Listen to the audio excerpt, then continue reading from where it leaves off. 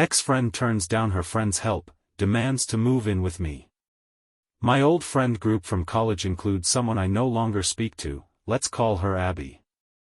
We fought over her boyfriend, who I thought was super creepy and awful. So now I don't speak to her, haven't in like 5 years. But we still have mutual friends in common. I'm not super close to them, but we are friends on Insta, Snapchat, so on. Anyways, out of the blue I get a message from Abby. Turns out she's trying to get back on her feet after leaving this guy. She's currently staying with one of the mutual friends who lives in the city.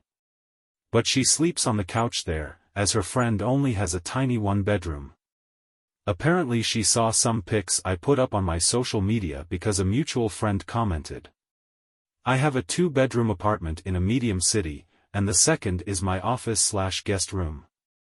I posted some pics of my cat sitting in my work computer and on the bed in the room and sort of all over and made a joke about how it's actually her bedroom, not my office. Well, now Abby is demanding that I let her move in, because there's nowhere else for her to go. There are places. But she doesn't like them. So she's demanding that I let her in, when I barely know her at this point. A lot can happen in 5 years. I just stared at it for a bit before messaging the friend she's staying with. Abby is staying with this friend, and yeah, there's not a lot of space. Abby and this friend aren't getting along well either right now. Small spaces and Abby is processing trauma. Not great, I guess. I felt bad because apparently her ex was really shitty, but I'm still uncomfortable with the idea of going like 6 hours away to pick her up and bring her here, to live with me for God knows how long. I don't think that alone would make her a beggar. But the mutual friend told me not to worry about taking Abby. 2 other people from this old friend group offered to take Abby in. She doesn't want to move in with the first, because that friend has a toddler and baby. That's too chaotic for her healing journey and whatever. Plus that friend would ask her to help out with babysitting the kids while staying in the guest room. Abby says that she needs to focus on herself and also that she was traumatized as a kid by being parentified and taking care of her younger siblings. The second friend offered to take her in, but lives in a pretty small town, in a fixer-upper house that she's slowly renovating with her husband. Abby kept saying she can't handle living there because it's too remote for her to find a good job. She's working like 2 shifts a week at a store RN, because anything more is too overwhelming. Doesn't pay rent or anything, and that because the house is under construction, it doesn't have everything she needs.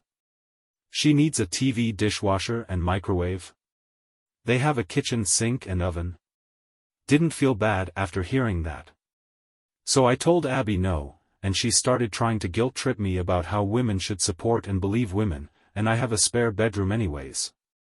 I told her that I didn't really know her anymore, and that there were other people willing to help her.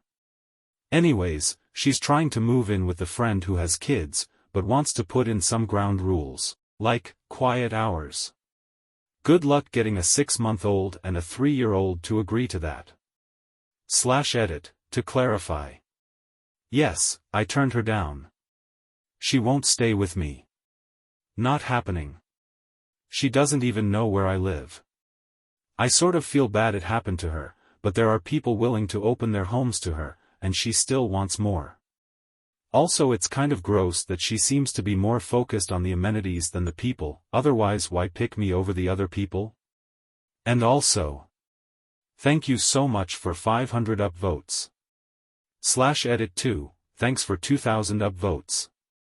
I still get notes on this. To be clear, this isn't an AITA type post, it's more of a look at Abby's crazy demands sort of thing. I only sent her the message that I didn't know her anymore, so the answer was no. I asked around about it to the friend she's currently with cause I'm nosy. Tongue sticking out, but hey. That's kinda the point of the thread.